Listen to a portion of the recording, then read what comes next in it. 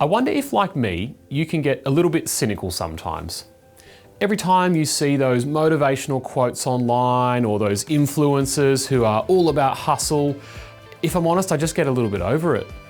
I distinctly remember the day when I was in school, and I think I was about year 10 or 11, and the school brought in one of those motivational speakers to G us up. You know, the ones with the big hand gestures that kind of shout at you a little bit, and it's a typical, you can do anything if you put your mind to it, believe in yourself kind of talk. And I just remember thinking, what? So if I flap my wings really hard and just believe hard enough, I can fly? You know, those quotes, they kind of range from the simple, you got this, or you can do it, or just go one more, to those more grand stories from the Insta-famous influencers about how they built their global brand empires from nothing because they just stuck it out. And really, like on one level, what's wrong with these messages? After all, they give us a bit of hope when we're feeling stuck. They pick us up when our energy is low. They inspire us with these rag to riches stories of people who've done great things purely through their own effort, so maybe I can too. And look, I want to preface everything I'm going to say today with this. I'm not having a go at growth mindset. I'm not having a go at believing in yourself. I'm actually a really strong believer in personal responsibility. And what I mean by that is pretty simply, if you think you can't, you probably won't. And you'll just kind of give up at something, and that's a pretty surefire way to fail at it. But what I want to think about today is whether it is really true that we can actually do everything in our own strength. I think it's really easy to walk away from the Bible and just read some bits and pieces of it, and maybe just know some of the big famous characters who do great things, like David beating Goliath, Noah building the ark against all odds, Moses challenging the most powerful king in the world at the time and saving his people. But as you dig into the Bible some more, what you really see is actually a repeated story of human failure. They really tend to get it wrong much more than they get it right, and they stuff things up pretty continually.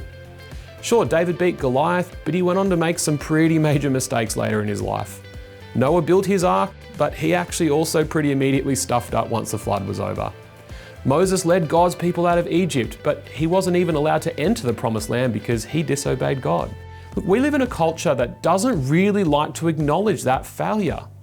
Our culture tells us that if we just work hard enough, if we just manage our money the right way, if we just study enough, if we just connect with the right people, and if we just do all the right things, then life will turn out great for us. And I think on one level, there's truth in those things. If we work hard, we do get good fruits. But the older I get, the more I see that there is certainly power in human effort because God made us with gifts and abilities to influence the world, but there's also a very real limitation to our abilities. If you haven't already, there will likely come a point in your life where you'll come to the end of yourself and your powers, when your efforts don't really seem to get you where you want to go. Look, my learning through my life has been that maybe God uses these moments to remind us that ultimately we need to rely on Him to sustain us. When Jesus' closest followers came to Him and asked Him how they should pray, He starts by saying, acknowledge God for who He is and ask that His will is done, not yours. And then the next thing is to go on and ask to God to give us our daily bread. Look, Jesus was speaking in a context where the vast majority of people in that time lived day to day in their ability to have enough food. They didn't really have a lot of extra. So they really did need God. And I think maybe we live in a lifestyle where we don't need that so much anymore, but the message is still the same for us. We're still called to rely on God to meet our daily needs. We're still called to trust in the vision of His vision for good life, not ours. Look, one of the most fundamental messages of the Bible is that we ultimately need God in our lives.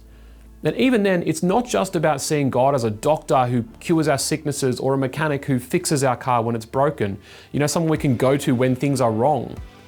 The Lord's Prayer calls us each day to rely on God for our basic daily needs and to trust that what He wants for us is actually what's best for us.